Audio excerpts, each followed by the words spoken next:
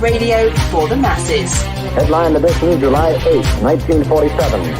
The Army Air Forces has announced that a flying disc has been found and is now in the possession of the Army. If the game is rigged, change the game.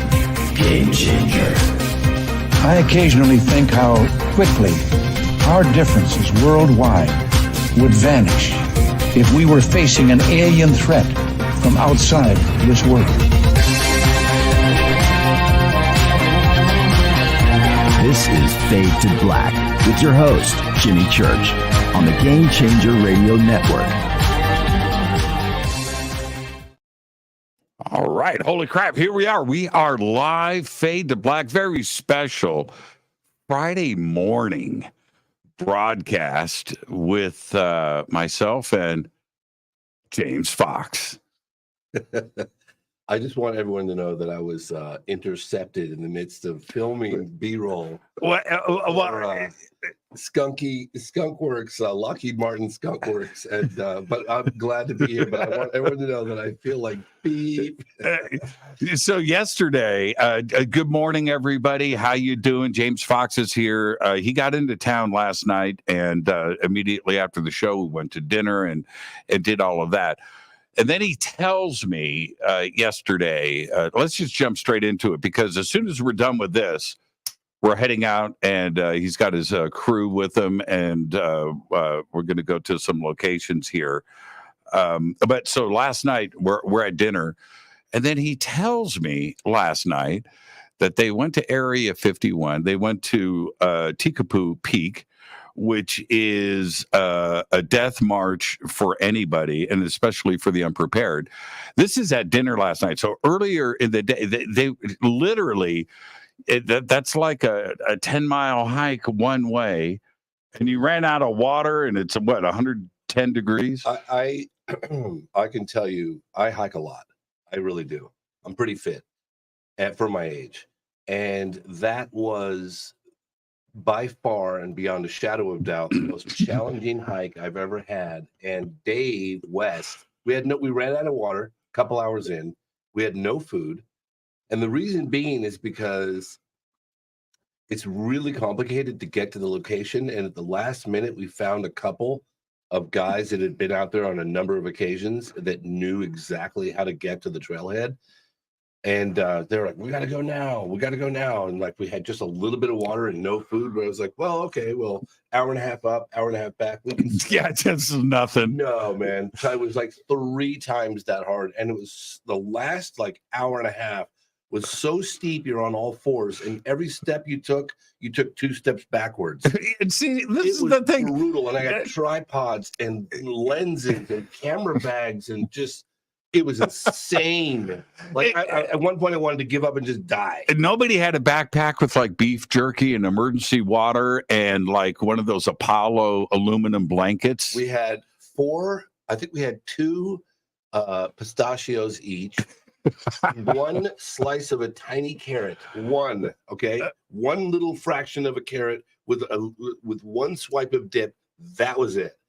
And we were all rationing up there, and 1 swipe of dip. And so then we go to dinner, and he's telling me, I'm like, how are you even walking? And at the end of the dinner, when we get up to walk away, you could barely walk. Oh yeah, no, I'm on so much medication right now. Like not only that, but like we breathed in this super fine moon dust for like 2 days. I mean, it's like this super fine powdery dust.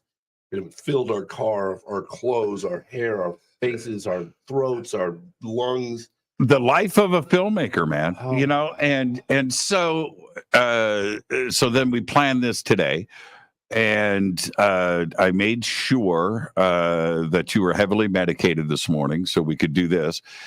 Coffee. Sugar, donuts, all that stuff. But we're going to head out and go shoot. And I'm going to take you to some locations for verification purposes. I like to tell people, for transparency, I like to tell people where I live, that I'm next to Skunk Works. I'm out here in Palmdale. I see the craziest stuff. You are here now. You can verify that Skunk Works is to your left. We filmed it last night. We arrived. We We're barreling down the freeway, just desperately trying to make it on time for the sunset. We got there with 5 minutes to spare, jumped out of the car, didn't even close the doors, set up the tripods, and filmed this golden light as it set on how crazy Martin Skunk Works. How crazy. And then the moon rose right after the sun went down. It could not, I can tell you right now, it's the best B-roll footage anyone's ever seen of Lockheed Martin Skunk Works. Period. And so Kelly, James, thanks to Dave West. Yeah, it is an amazing picture. So Kelly's texting me yesterday. Okay, so where should we go, and what time should we get there? I'm like, okay, where are you? So we're timing everything. I'm like, look, if you guys want to get here at that time for this location, I can set you up with the best shot ever. I will take you to the exact. Well, I couldn't. I had to do the show last night, but I'll give you the location. So you guys have everything. You rolled in and right on time. Bingo.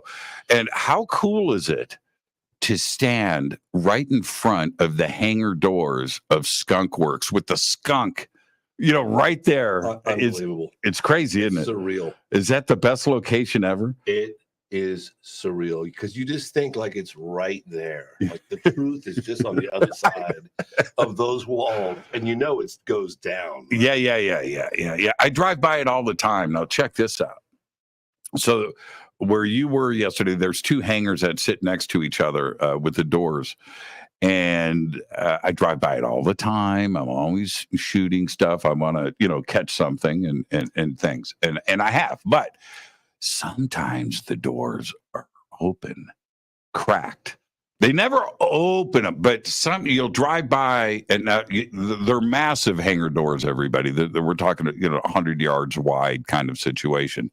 So when I say they're cracked, they're probably open about 20 feet. But they're so big, it's only a narrow little slat, right? But you can, I'm shooting. I want to see what's in there. For the record, we did not come down here anticipating to film a flying saucer. Okay, that was not our intention. We are interviewing some firsthand folks that have never gone on the record before. And there are these installations, because I saw some remarks on, James is going to Area 51, whoop-de-doo, that was like played out in the 90s. But I'm interviewing people that make references to those locations, and I need imagery to accompany those interviews. Otherwise, you're just sitting there looking at a sit down of, talking head. You have to have pretty visuals. You're a filmmaker. You're a filmmaker. You have to have pretty visuals to go along with this stuff. And that's why we're out here doing what we're doing. Yeah. And so we're going to go, I'm going to take you today. We're going to go to some pretty cool spots that we're going into the desert. Well, I live in the desert, so we're not going far. Yeah. But when you go, that's the intimidation factor. When you go up to a fence line and you see a sign like that, which I'm going to take you, and those signs are every 50 feet for 10 miles. And use of deadly force. Yeah. I'm going to show you those signs.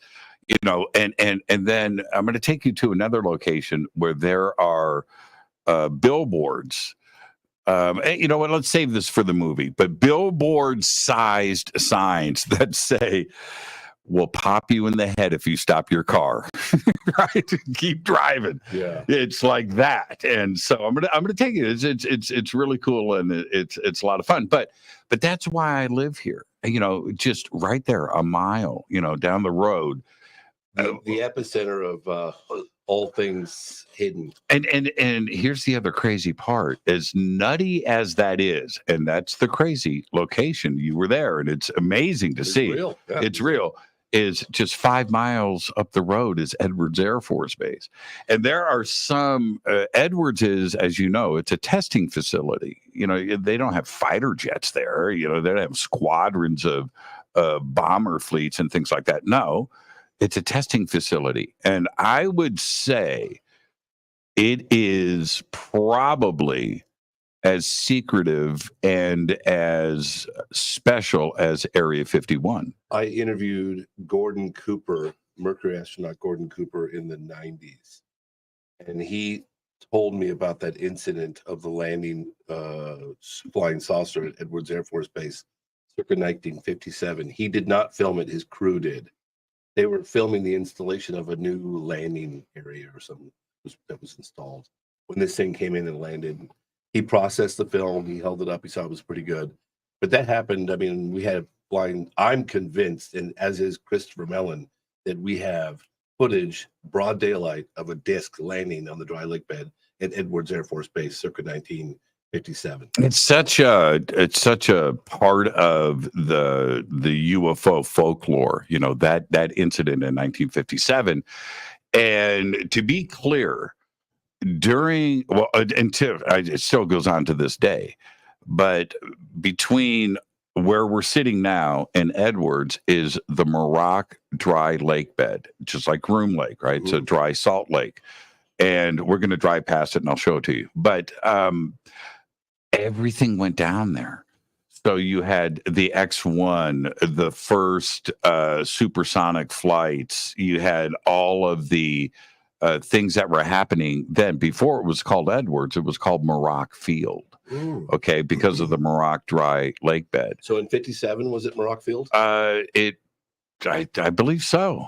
It might. Okay, so I've heard, I've read the accounts of Eisenhower, right, when he went to Palm Springs and allegedly had his toothache and disappeared for 24 hours. And he goes and has the secret meeting with E.T., right? Been Holloman, right? No, that was the second one. Okay, that was in New Mexico. The other one was here in Palm Springs. And that's where he went. And they say in those accounts that he went to Muroc Field, Muroc Air Base. So when it made the change from, that's an interesting, you know what? I'll probably pop this up in the comments and we'll get somebody in here to, what was the date, everybody, when it went from Muroc Field to Edwards Air Force Base? But anyway, so you've been filming. Okay, so let's back up a little bit. Just a question I see on the field. Question: what did James think of the teacher from aerial school hiding her abduction story all these years? So, if you've watched The Phenomenon, Judy Bates kind of hints at it at the time, and I knew that she had the abduction experience, or allegedly had that abduction experience, and kept it from the world. And she hints at it. At the end of The Phenomenon, she says, I was dealing with my own experience, kind of thing. I mean, aliens visit us and I was dealing with my own experience.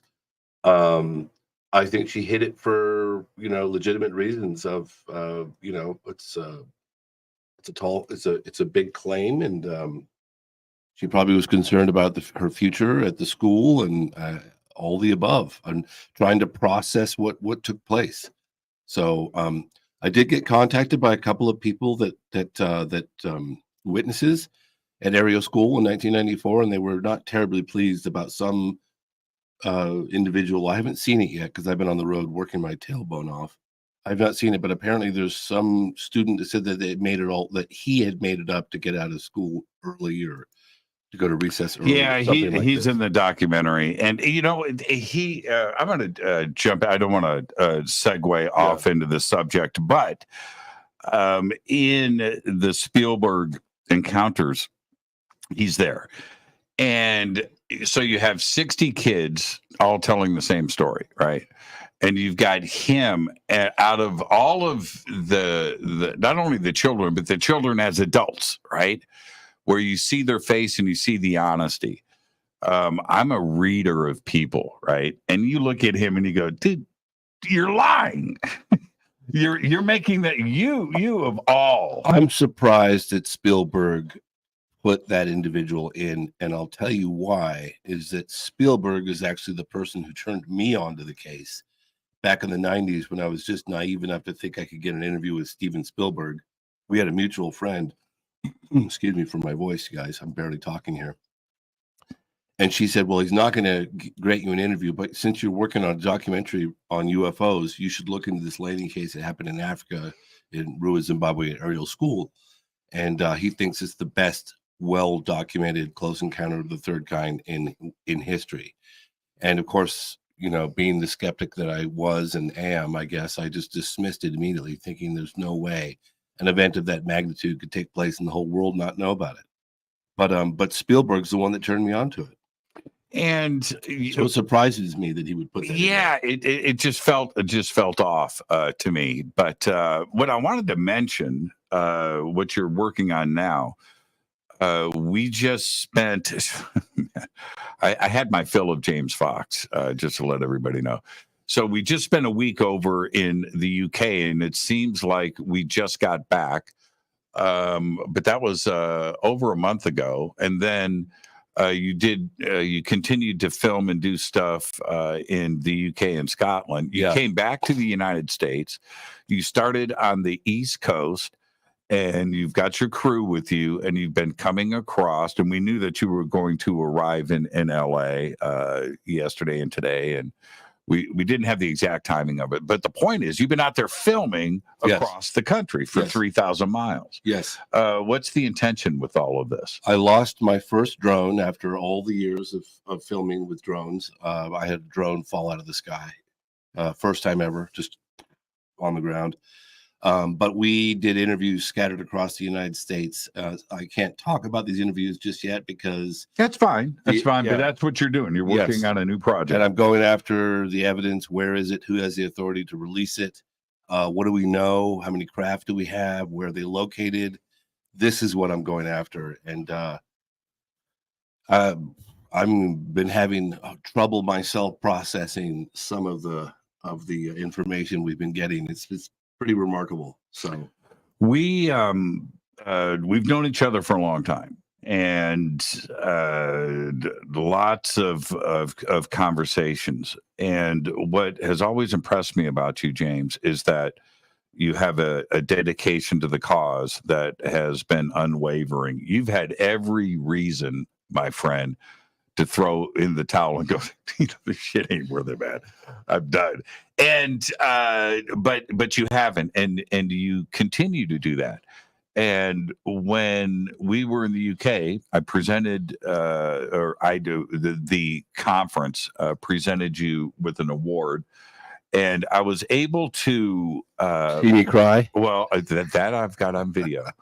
It was a great moment, but it was amazing. But right after that, you and I were on stage together, and I got a chance to sit down with you one-on-one and talk about your career. And it was, all this emotion is going on with the UK, but to get that kind of recognition and to now see that, don't tear up on me, by the way. Okay, don't tear up. To see that you are appreciated, and not only the community which respects your work, but it's getting out there beyond our community. It's a bigger reach. And how does it feel? Is it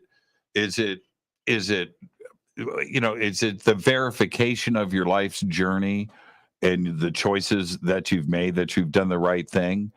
How, internally, how does that make you feel that people actually appreciate what you're doing? Well, I think that we're all in this together, and what I can't overstate is the sense of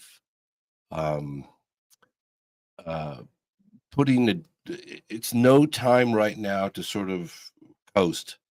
Right now, we're at this precipice of I don't think they can put the genie back in the bottle, but we all need to work together and continue this push to get us over that line.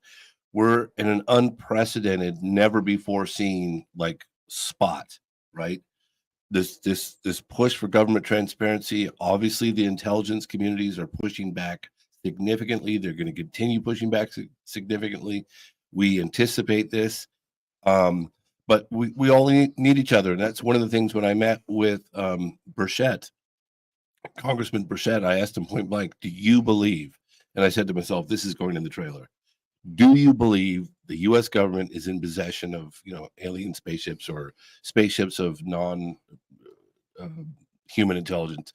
Yes. It's like, wow, I never thought in my career I would ever hear a sitting congressman, man or woman, say that. I mean, it was such a moment, and then the congressional hearings, those congressional hearings, and listening to David Grush under oath testifying, that was profoundly moving. But we all need to, lock arms and continue getting across the finish line. I'm pretty exhausted. This has been taking a toll on my family, and my son misses me. Apparently this morning he was crying because I've been gone so long, and that was really tough on me, really tough on me. But I feel like now is not the time to let up, and that we're all in this together. Yeah, let me ask you. So again, I keep bringing up the UK. This was something that blew my mind. So I get back, my luggage is, still sitting in my foyer. I'm tired, and I've got shows to do. I've got TV production to do. I've got the same life that you live. And the NASA press conference comes on. And so I'm tuned in live, right? And up, and I'm ready to watch this thing. And up on the screen, first question is friggin' James Fox. Now, I don't care. You bet your boots. I don't care. It doesn't matter. I know some money exchanged hands, but that doesn't matter. You're first in line. And your question coming from you, for me, was predictable. It was like you went straight there. All right. And a couple of things happened, but your question was about transparency. And what? Getting in there was not an easy task. I'll tell you that right now. We got on the roster because some people behind the scenes pulled some strings. But when I got there, there was just one guy with a badge, a gold police badge. And he kept looking at me, and he was like, I remember thinking this guy's like my shadow. Every time I dip left, he went left. And he kept bombarding me with questions, but who are you with? Like what? And I had this press badge that was expired 8 years ago, right? I looked like I was about 20 years old on the press badge photograph. I got all this gray hair now, And then the security people were getting the camera gear and the tripods and all this stuff. So that was creating a bit of a distraction. And I kept thinking I'd lose this guy, but he kept coming back to me. But who are you with? What organization are you with? I was like, Jesus, guy, just leave me alone. And then the woman, she says, well, he's on the roster. He's on the invitation. He's here. And I just said, independent media. Yeah, it was so funny. Yeah. And who are you? But he was really he was not wanting me in there. It was so funny because I'm looking at it, I was like, oh, holy shit, it's Fox.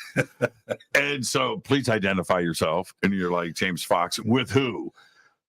Independent media. And I was like, oh, this is awesome. So what made you I just want the audience to hear from you. To go to the transparent and play the transparency card. That's a rough one to hit Bill Nelson with, but it needed to be asked. I wanted to give him a hypothetical because I wanted to know whether they're even thinking about a game plan to tell the general public. Because if your intention is real, true transparency, and you're investigating the phenomenon, there's no way that you can't take into consideration the possibility that you're going to have to disclose to the public that we're not alone, right? So right. I wanted to ask him a hypothetical like that. Well, first of all, I was like, how can you say what it isn't when you don't know what it is? And by the way, this is all filmed for all of us. We had 3 cameras in there. Dave was rolling. And secondly, what's the plan? And I wanted to get in the David Grush question, but I didn't want to push it because we're supposed to ask just one question each, but I got 2 in. And then when the guy came forward and asked about the David Grush, I was like, yes, I'm so glad this is happening.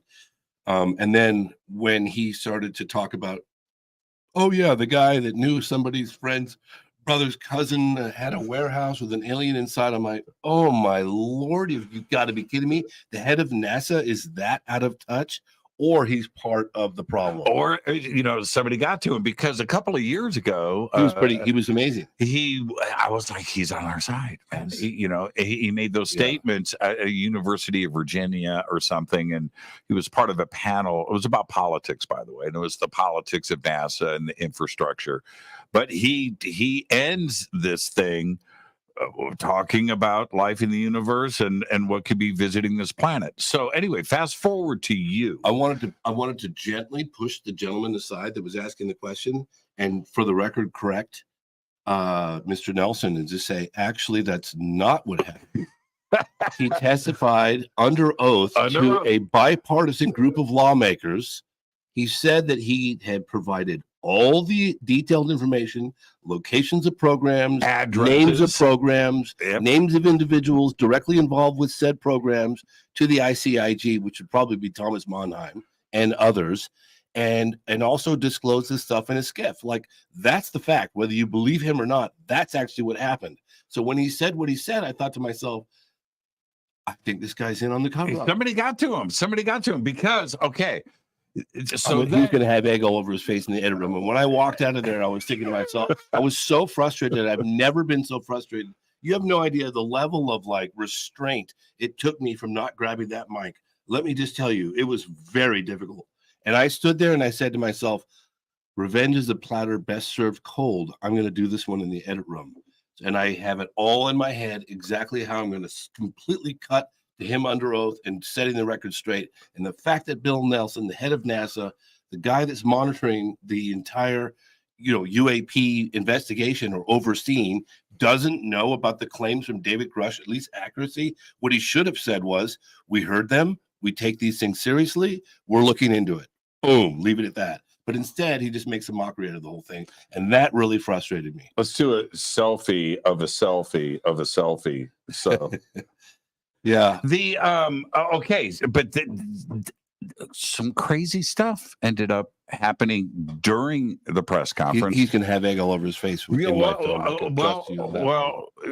want your response to this. I have assistants here if you need more coffee. You need more coffee? I'm good so far. I have a full production team. I've got sound and lights and producers running around. So this thing is brought up about transparency. And then during the press conference, they announce that they have a new director of their investigation team, that they are not going to reveal the name. And it's like, wait a minute, you just said you were going to be transparent. And now talk about hypocrisy, right? I mean, live during the press conference. And then the next day, they presented the name. Oh. Now, is somebody getting to him where they're like, hey, you just said you were going to be transparent and you're going to hide the name of the director? And yesterday they went full boat reveal, the assistant director, the assistant to the assistant, and all these names were revealed. What did you make of that? How can you be transparent and not transparent at the same time? If you're transparent, you don't have to say you're transparent. Isn't that the point? Yeah, it's like, I did not have sexual relations with that woman. Whoa, you know. Yeah. You don't need to. I was just sitting there. If you're transparent, then you don't need to tell us that you're transparent. You're clearly not. The way he responded to the question of David Grush was appalling to me. It was the most irresponsible. I can't respond to somebody's fantasies. Blatant, misrepresentation of the facts, right, I've ever seen. I just sat there. I'm not kidding when I tell your audience the level of restraint for me. And I thought, okay, the individual that got me into the press conference, if I do what I want to do right now, it's not going to end well. I'm probably going to be hauled out of there by the guy that was questioning who I was when I was trying to get in the first place, who sat there eyeballing me the whole time when I was there. His job was to find guys like me, and you know what I mean? I could just tell, he stuck to me. What is it? Oh man, when we look at from where we sit, literally from where we sit, and you and I and the community, because they're engaged, but we can refer to the media, to Fox or to the Pentagon or Susan Goff or congressional hearings and NASA. We know these things. We study these things. We research these things. But for the rest of the world, what's it going to take to change the mindset and accept what is going on? When we die, we can call it disclosure. But for the people on the street that are not necessarily a part of this, What do you think that big step would have to be? Well, so I've been particularly going after the classified high resolution photographic overhead, like satellite data, all the imageries that we have in our possession, according to all the people that I've met with that have been part of the UAP task force. Where is it? Who has the authority to release it? That's the evidence, and the fact that NASA is conducting an investigation into the phenomenon and they're not doing it with classified information is setting themselves up to fail. So I'm trying, in as much as I can, to highlight witness after witness after witness after witness after witness. Where is this stuff, and who has the authority to release it? Those are the images. And people say, well, you have to get your hands on one. Of course, I'd like to get my hands on one, but we need to know they exist first and where to even find them. And so what I've been doing is I have, and I could reveal this right now, I have people contacting me that know where they are anonymously, right? And then I provide that information to Senate Intel. So I've been sending that information. You should go look over here. Oh, great. This is very helpful, because they don't know where to look on the inside. And their hands are tied. So I've been having these Intel people send me this information, and then I forward that information to them. So I'm doing everything I can, and we are doing everything I can. And I know there's a lot of other people out there that are doing amazing stuff, but that's what's going on behind the scenes. And I'm also hearing about who's testified, how many hours in the skiff, all that stuff. But is that enough? I mean, I don't know. What will all it we can take? do? All we can do is try. Right, We have to keep trying. We're not going to give up. You know, it will. The dam's breaking. I'm convinced of that, and I don't think they're going to put the genie back in the bottle, but they're gonna. It has to be ripped out of their cold, dead hands. Now, one last thing, because we do have to go. We have to have proper lighting and everything else. And our director of photography is Screaming at us. Is screaming at us that we have to have the proper light. Man, it's just the problem with DPs. DPs think they're the directors, and that's the problem. And but anyway. When we look at all of this and we do look at the big picture, the advancements of AI, deep fakes, the ability to produce quality stuff on your cell phone. Forget about a computer system or a studio like this. By the way, the bunker's pretty sweet, isn't it? Very awesome. It's pretty cool, huh? I give it an 11 out of 10. You know what? As a guy, because this is a guy's, this is a masculine room. This is a quintessential bro den. Yeah, it is. And so we forget about all these guitars yours. Oh man, chicks dig guitars, and apparently so do men. So anyway, the ability to produce this stuff, now the rest of the world has to use discernment. It could be anything. It could be politics. It could be the Kardashian. It could be deep fakes about sports or whatever, let alone the UFO situation. So something gets released, something is there that is crazy and cool and real, but now everybody's got to figure out, basically on their own, if what they're looking at is real or if it's fake or if it's AI. Yeah, I'm again negotiating with some people in Brazil. I've got boots on the ground with Virginia, and we've got a couple of people that would be in a position to have this material, but they've got some photographs and they've got video. We're in negotiations about the photographs right now. It could fall flat on our face. Who knows? I pursue every avenue. But I know that at the end of the day, even if I come up with it, or when we come up with it, there's going to be that, well, it could have been created in a lab. It could have been created with the computer generated with AI, whatever. That's true. But those images that were walked out of the Pentagon and onto the front page of the New York Times in 2017 are the reason why we're experiencing what we're experiencing today. The only reason I think that the New York Times published that story is because there was photographic or videotaped evidence of these objects, right? So that really helped elevate the story and get people talking. Clearly, we're going to be dealing with stuff that could be faked, but at least Like, for instance, I'll give you an example with the alien video. People are like, well, it's really not going to make any difference. I said, well, we'll get people talking, and a lot of people, and then if you get somebody that comes forward and says, yes, I shot that, like in the case with David Fravor, even though I know David Fravor didn't shoot it, but he was one of the witnesses. So I'm still a huge proponent for the photographic data. I think that's very, very important. Even if it comes forward anonymously, it'll encourage other people that might be connected to it to come forward. So no matter what, I know we'll always be up against people questioning photographic evidence. I mean, it's especially more so today, but I still want to go after it. Okay, I want you to read this. Read this.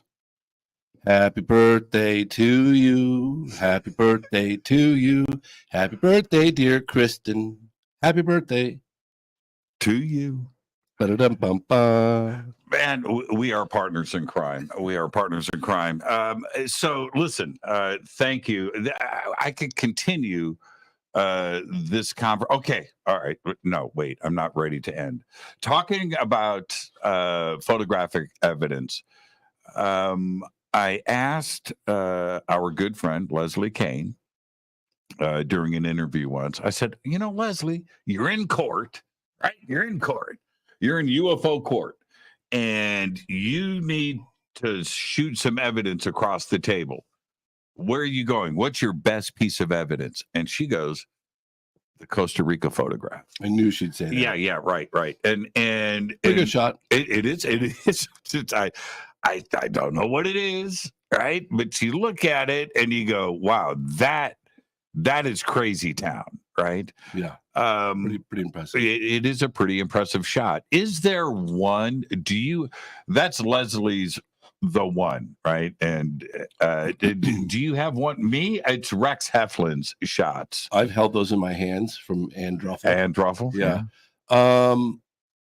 I've been going after this Calvine UFO photograph for a while now. The Nick Pope. Yeah, and I know there's a lot of controversy around it and all the rest of it, and I've done the best I can with the help of people like David Clark, and I interviewed Craig Lindsay, the RAF press officer, about it.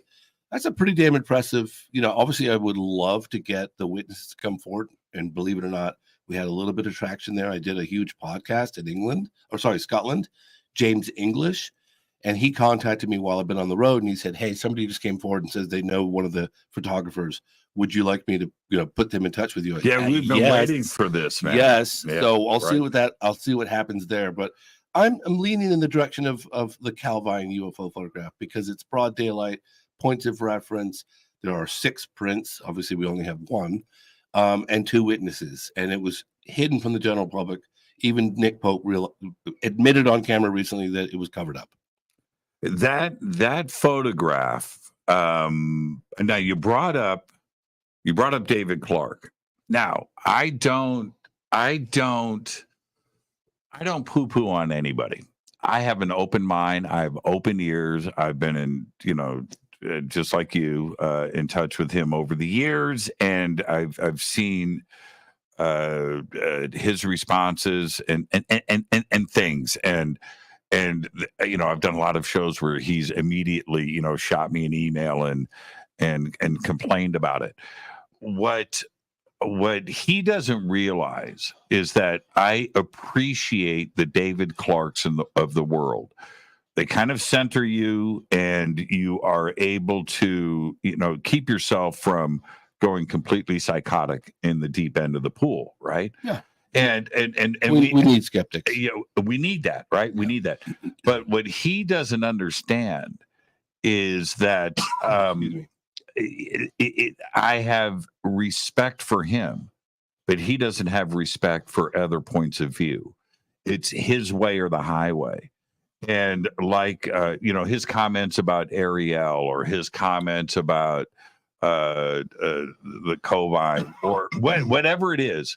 I interviewed him. Your opinion might change a little bit. No, he's a likable guy. Yeah. No, I just said I liked him. That's not. No, but he's open. He's like, well, I'm leaning in this direction, but I could be, what we need to do is we need to hear directly from the witnesses. All right. What did you see? What did you photograph? Or we have 1 photograph. If we can get the other 5 prints, That would be amazing. If we can get just one of the witnesses to come forward now today, that would be incredible. All right, we need to get out the day. Yeah, we've got to go. We've got to go. Everybody, behave and be well. James, thank you, man. Thank you, guys. Hey, this is so much fun. We've got a very busy afternoon, so we are going to roll on out of here. My medication's still working because I feel like I've been going too hard, thousands of miles. You're going to get the men in black coming over here to the bunker if you keep talking about the medications that are provided before showtime. James, thank you so much, my friend. Let's go to work. Let's everybody have a great, safe, beautiful, fun, and amazing weekend. We're going to go work and go have some fun. So see you later. Bye. All right, James, thank you so much, my friend. And that's it. I'm out of here. This is a special live broadcast. This is Fade to Black. I'm your host, Jimmy Church. For James Fox, go back, Lee Tappy.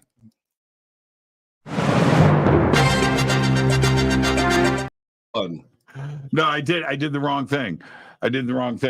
Now we're correct. Okay, now we're out of here. Say goodbye, James. Bye.